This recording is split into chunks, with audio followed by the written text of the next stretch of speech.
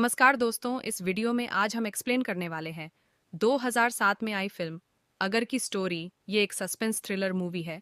Video पूरा देखने के बाद यदि इस मूवी की स्टोरी आपको पसंद आए तो वीडियो को लाइक करना और जो चैनल पर पहली बार है वो चैनल को सब्सक्राइब जरूर करें ताकि आने वाली लेटेस्ट मूवी की कहानी का नोटिफिकेशन सबसे पहले पहुंचे आपके पास। तो बिना देरी किए शुरू करते हैं मूवी की स्टोरी। मूवी की शुरुआत में हमें दिखाया जाता है कि आर्यन मेहता को निशा का मर्डर करने के जुर्म में पुलिस गिरफ्तार करके ले जा रही होती है और अदालत उसे दिमागी हालत ठीक नहीं होने के कारण पागलखाने में रखने का आदेश देती है और इस केस की सुनवाई 6 महीने के बाद करने को कहती है।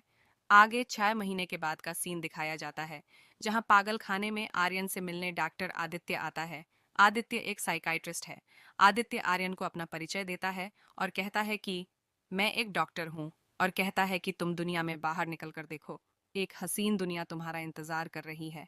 और उसकी बातें सुनकर आर्यन बाहर चला जाता है और फिर आर्यन को अपनी गर्लफ्रेंड निशा की याद आती है और उन दोनों के बिताए हुए दिनों को दिखाया जाता है जहां पर आर्यन और निशा एक बार में डांस कर रहे होते हैं और कैसे निशा का मर्डर होता है। यह सीन आर्यन के दिमाग में चल रहे थे और फिर जब आर्यन कमरे में आता है तो डॉक्टर आदित्य को टीवी में देखता है तो आर्यन पेपर वेट से टीवी को तोड़ देता है। इसके बाद आर्यन को दूसरे कमरे में शिफ्ट कर देते हैं और दूसरी तरफ आदित्य एक दूसरे डॉक्टर से बात कर रहा था। वह डॉक्टर आदित्य से कहता है कि मुझे नहीं लगता कि यह पागल है, यह सिर्फ पागलपन का नाटक कर रहा है सजा से बचने के लिए। इस पर आदित्य कहता है कि मैं उसे ठीक भी करूंगा और यहाँ से ले भी जाऊंगा और फिर आदित्य वहां से चला जाता है। अगले सीन में आदित्य की बीबी जानवी को उसके ऑफिस में दिखाया जाता है और वह रितु को, जो उसकी सेक्रेटरी होती है, उसको पेपर इकट्ठे करने को कहती है। तभी वहां पर आदित्य आता है और पूछता है कि तुमने फोन किस लिए किया था। इस पर जानवी कहती है कि काम था, इस वजह से किया था, पर तुम तो मेरा फोन उठाते ही नहीं हो। और फिर रितु आकर जानवी के हाथों में पेपर थमा देती है। इसके बाद में आदित्य के पास फोन आता है और वह बाहर जाकर बात करने लगता है तो जानवी उसे शक की निगाहों से देखने लगती है और फिर पूछती है कि कौन था। इस पर आदित्य कहता है कि क्लिनिक से फोन था और फिर वह जानवी को खाना खाने के लिए ले जाता है और आगे वो दोनों खाना खा रहे होते हैं। तभी फिर से आदित्य के पास फोन आता है और वह फोन पर बात करने लगता है और जानवी उनकी बातें सुनती हैं। आगे रात को सोते वक्त अचानक जानवी की नींद खुलती है तो बेड पर आदित्य को न पाकर वह कमरे से बाहर आती है तो देखती है कि आदित्य फोन पर बात कर रहा है और फिर जानवी को आदित्य पर शक होने लगता है और सोचती है कि आखिर इतनी रात को आदित्य अकेले में किससे बात कर रहा है। आगे पागलखाने में आर्यन के सामने बार बार वह सीन आते हैं कि किस तरह उसके हाथों उसकी गर्लफ्रेंड की हत्या हो जाती है और वह सोचने लगता है कि जब आर्यन घर पर आता है तो वह ऊपर जाकर देखता है जहां पर उसकी गर्लफ्रेंड निशा उनके बॉस के साथ सो रही होती है। फिर सुबह का सीन दिखाया जाता है जहां आर्यन एक्सरसाइज कर रहा है। वहां पर निशा आती है लेकिन आर्यन गुस्से में होता है। निशा उससे कहती है कि मैं अभी तुमसे शादी नहीं कर सकती। मैंने पहले भी तुमसे कहा था कि मैं पहले अपना कैरियर बनाऊंगी, फिर शादी के बारे में सोचूंगी। और निशा कहती है कि वह हमारा बॉस है जो कभी कभार मेरे पास घर पर आ जाता है। इसमें गुस्सा होने की कौन सी बात है, और यह मैंने तुमसे कब कहा कि मैं तुम्हारे साथ मरूंगी और तुम्हारे साथ ही जीऊंगी। आर्यन, तुम समझने की कोशिश करो, इसमें हम दोनों का फायदा है। इस पर आर्यन गुस्से से कहता है कि तुम्हारे कहने का मतलब है कि जब वो तुम्हारे पास आए तो मैं उसका स्वागत करूं और बाहर चला जाऊं। इस पर निशा कहती है कि तुम गलत समझ रहे हो, मेरे कहने का मतलब यह नहीं था। इस पर आर्यन निशा को हाथ का धक्का देता है जिस वजह से निशा छत से नीचे गिर जाती है। यह देखकर आर्यन हक्का बक्का रह जाता है क्योंकि निशा की मौत हो चुकी थी और फिर पुलिस आर्यन को पकड़ कर ले जाती है और फिर कहानी प्रेजेंट में आती है जहां पर आर्यन के पास आदित्य आता है और आर्यन से पूछता है कि क्या तुमने कोई सपना देखा है और सपने में निशा को देखा है। इस पर आर्यन गुस्से में कहता है कि मैंने कुछ नहीं देखा और फिर वह आदित्य से हाथापाई करने लगता है और आदित्य को वहां से जाने के लिए कहता है, पर आदित्य उसे जैसे तैसे शांत करता है और फिर वह बताता है कि एक दिन मेरे पास जसलोक हॉस्पिटल से फोन आता है कि एक बूढ़ा आदमी मरने से पहले मुझसे मिलना चाहता है। मैं जब वहां पहुंचा तो वह बूढ़ा आदमी अंतिम सांसें ले रहा था और वह मुझसे कहता है कि आप मेरे बेटे को ठीक कर देना। यानी कि वह बूढ़ा आदमी आर्यन का पिता था। वह आदित्य को आर्यन का इलाज करने को कहता है। यह कहकर वह मर जाता है और फिर आदित्य कहता है कि मैंने उस मरते हुए आदमी से वादा किया है, मैं तुम्हारे बेटे को जरूर ठीक करूंगा। इस पर आर्यन रोने लगता है और फिर आदित्य आर्यन से कहता है कि यदि तुम अपने बाबा के लिए कुछ करना चाहते हो तो अपनी जिंदगी की नई शुरुआत करो। अगले सीन में आदित्य कोर्ट से आर्यन की बेल करा लेता है और आर्यन से कहता है कि मैं तुम्हें 3 महीने में बिल्कुल ठीक कर दूंगा। अब यहाँ आर्यन का घर दिखाते हैं, जहाँ पर आदित्य उसे पैसे देता है और कहता है कि यह तुम्हारे बाबा के पैसे है, इनसे तुम नई शुरुआत कर सकते हो, और उससे कुछ काम करने को कहकर वहां से चला जाता है। आगे जानवी और रीतू मॉल में शॉपिंग कर रही होती है। तभी उनकी नजर बाहर आदित्य पर पड़ती है, जो एक लड़की के साथ कार में बैठकर जा रहा होता है। और जब जानवी उससे फोन करती है तो मैं क्लिनिक में हूँ, यह कहता है और फोन काट देता है। इससे जानवी समझ जाती है कि आदित्य उससे कुछ छुपा रहा है, और फिर जानवी रीतू को लेकर बीच पर पहुंच जाती है और फिर रीतू को ऑफिस भेज देती है और रीतू से कहती है कि वह कुछ देर अकेले रहना चाहती है, और फिर रीतू वापस चली आती है। अब आदित्य अपने घर आता है तो जानवी उस लड़की का फोटो दिखाकर पूछती है कि यह लड़की कौन है, क्योंकि उस लड़की की फोटो अपने फोन से खींचे लेती है। इस पर वह कहता है ये राधा है। फिर जानवी गुस्से से उठकर कमरे से जाने लगती है। इस पर आदित्य कहता है कि मैं तुम्हें बताने ही वाला था, लेकिन जानवी उसकी कोई बात नहीं सुनती। इसके बाद आर्यन और रीतू की एक कॉफी शॉप में मुलाकात होती है और बातों ही बातों पता चलता है कि आर्यन बेरोजगार है और उसे काम की तलाश है। तब रीतू उसे अपने ऑफिस बुलाती है और रीतू अगले दिन आर्यन को जानवी से मिलाती है, तो जानवी उसे नौकरी पर रख लेती है और फिर रीतू से उसे काम समझाने को कहती है। आगे आर्यन आदित्य से मिलता है और कहता है कि मुझे नौकरी मिल गई है, और फिर आदित्य उससे पूछता है कि अब तुम्हारी तबीयत कैसी है। इस पर आर्यन कहता है कि पहले से काफी ठीक है, पर अभी भी निशा का चेहरा मेरे सामने आता है। उधर कंपनी में जानवी आर्यन के काम से खुश हो जाती है और उसे थैंक्स कहने के लिए उसके पास जाती है, तो दोनों यहाँ कॉफी पीने लगते हैं। इस तरह से दोनों में दोस्ती हो जाती है। दोनों ज्यादातर समय साथ बिताने लगते हैं। अगले सीन में जानवी कंपनी के काम से बाहर जा रही होती है, तो आदित्य पूछता है कि कब तक वापस आ जाओगी। इस पर वह कुछ नहीं बोलती, और जब जानवी एयरपोर्ट पर आती है तो उसे आर्यन मिलता है और उन्हें पता चलता है कि फ्लाइट 2 घंटे लेट है, तो वो वहीं पर बैठ जाते हैं। आगे के सीन में हमें आर्यन और जानवी को घूमते हुए दिखाया जाता है और दोनों काफी खुश है, और अब दोनों में नजदीकियां बढ़ने लगी थीं। कहीं ना कहीं आर्यन जानवी को पसंद करने लगा था, और फिर जिस प्रोजेक्ट के लिए वो आए थे वो पूरा हो जाता है। और फिर अगले सीन में दोनों कॉफी शॉप में बैठे होते हैं, जहां दोनों शराब पी लेते हैं, और जानवी कहती है कि मैं आज बहुत खुश हूँ, और शराब के नशे में आर्यन से कह देती है कि आदित्य ने मुझे धोखा दिया है, उसका किसी लड़की के साथ अफेयर चल रहा है।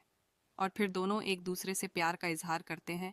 आर्यन कहता है कि मैं तुमसे बहुत प्यार करता हूँ और तुम्हें ढेर सारी खुशियाँ देना चाहता हूँ, और दोनों एक दूसरे के गले लग जाते हैं, और फिर दोनों अपनी हद पार कर देते हैं और दोनों ऐसा कर गुजरते हैं जो उनको नहीं करना चाहिए। और फिर जब जानवी घर आती है तो वह घर पर आदित्य और राधा को बैठे देखती है। इस पर जानवी पूछती है कि यह यहाँ पर क्या कर रही है, इसको यहाँ से भेजो। इस पर आदित्य कहता है कि राधा कहीं नहीं जाएगी। फिर जानवी कहती है कि तो फिर मैं ही इस घर से चली जाती हूँ। फिर आदित्य उसे रोकता है और टीवी पर एक बंगले को दिखाता है और कहता है ये ड्रीम हाउस मैंने हमारे लिए बनवाया है तुम्हारा, यही तो सपना था। इस पर राधा कहती है कि इतने दिनों से मैं इसी प्रोजेक्ट पर काम कर रही थी।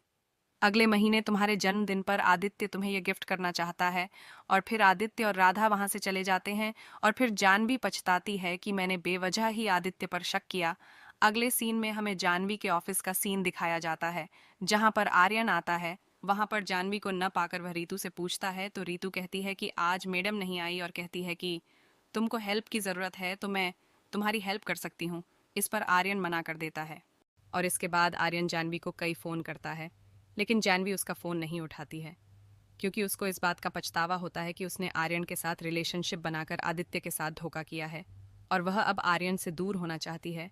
इसके बाद वह आदित्य को फ़ोन करती है और कहती है कि मुझे तुमको एक बात बतानी है, तुम घर कितने बजे तक आओगे। और फिर वह कहता है कि मैं जल्दी घर आने की कोशिश करूंगा। इस बीच आर्यन जानवी को कई बार फ़ोन करता है और मैसेज करता है, पर जानवी उसे कोई जवाब नहीं देती। और फिर जब शाम को आदित्य घर आता है तो जानवी कहती है कि वह कुछ उसको बताना चाहती है। इस पर आदित्य कहता है कि कुछ बताने की ज़रूरत नहीं, मुझे सब पता है। दरअसल आदित्य का मानना था कि वह राधा और आदित्य के बारे में उसे शक की बात बताना चाहती है, पर आदित्य उसे कहता है यह एक गलत फहमी थी जो दूर हो गई। अगले दिन फिर जानवी के ऑफिस का सीन दिखाया जाता है, जहां पर आर्यन उससे मिलने को बेचैन होता है, पर जानवी मीटिंग में बिजी होती है। दरअसल जानवी आर्यन को नेग्लेक्ट कर रही थी, क्योंकि वह उससे मिलना नहीं चाहती थी।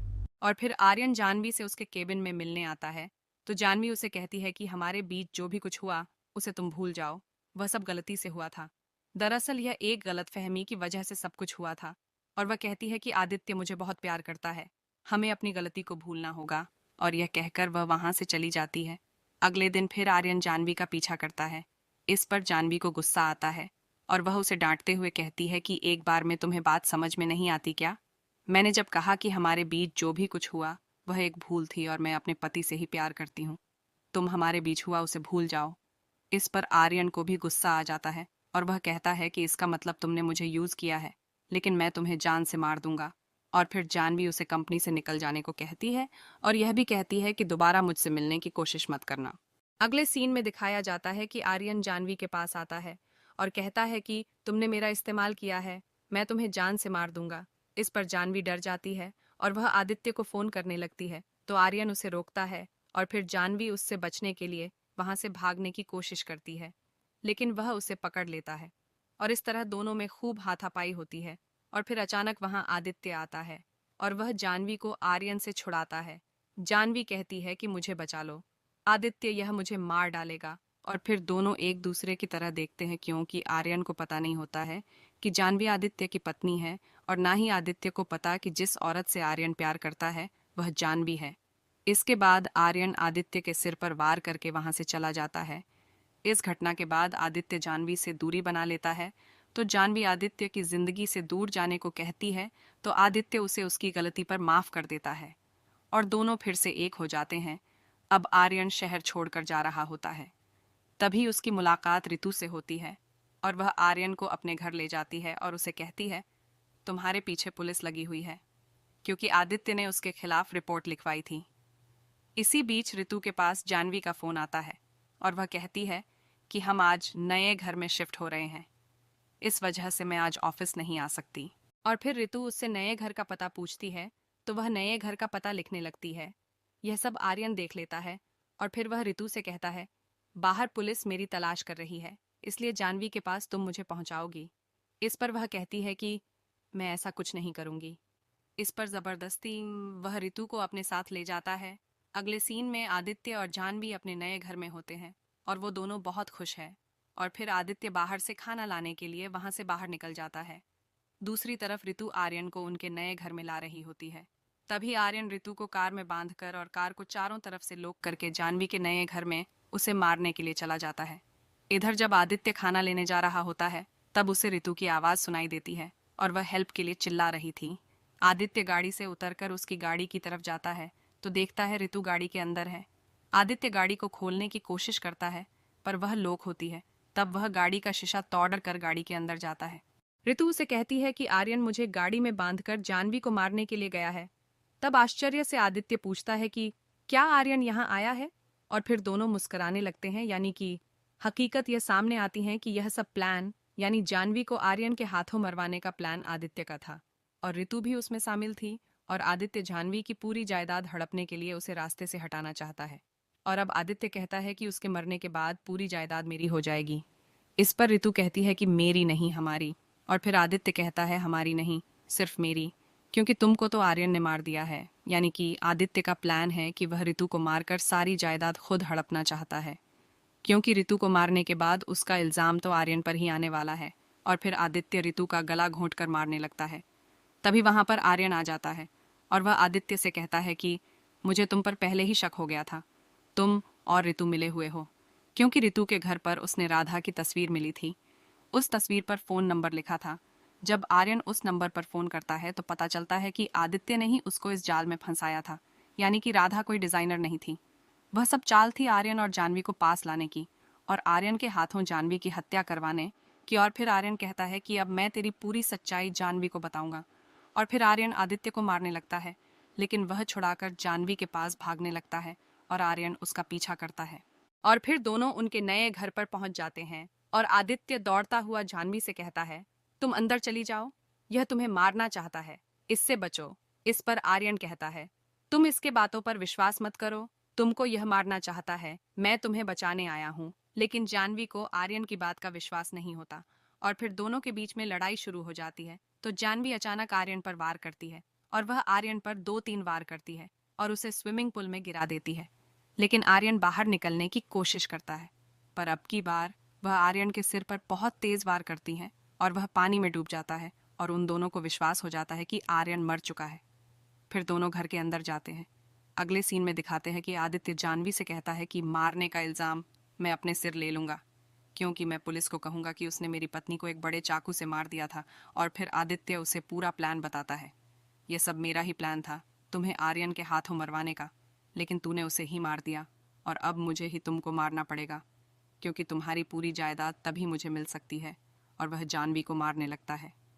तभी जानवी उससे छुड़ाकर बाहर भाग जाती है और आदित्य उसे मारने के लिए उसका पीछा करता है और वो भागते भागते जंगल में पहुंच जाते हैं। तभी वहां आर्यन आता है और फिर दोनों में घमासान लड़ाई शुरू हो जाती है।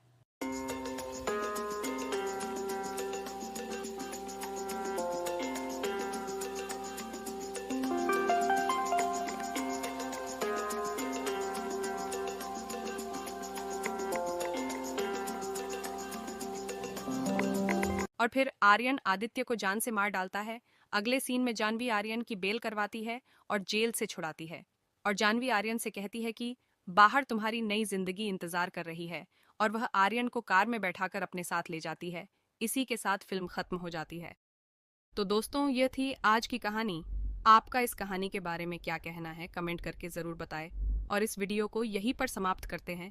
थैंक यू, धन्यवाद।